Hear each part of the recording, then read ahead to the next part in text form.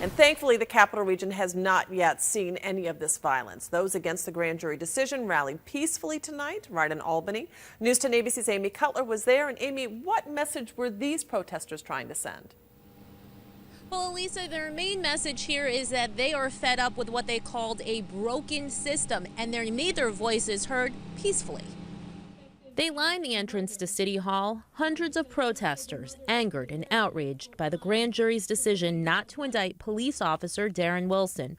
Wilson shot and killed unarmed black teen Michael Brown Jr. It was a case that unfolded more than 1,000 miles from here in Ferguson, Missouri. And yet those who turned out said they were moved by what happened.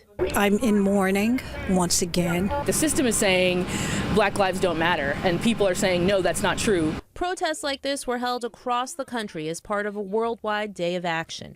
Organizers in Ferguson called for it, and Albany responded. So from City Hall, they marched. Hey, hey, ho, ho, these killer cops have got to go. Police brutality. Shut it down. The new Jim Crow. Shut it down. They made their way down to the O'Brien Federal Building. Organizers, activists, and members of the community took turns speaking.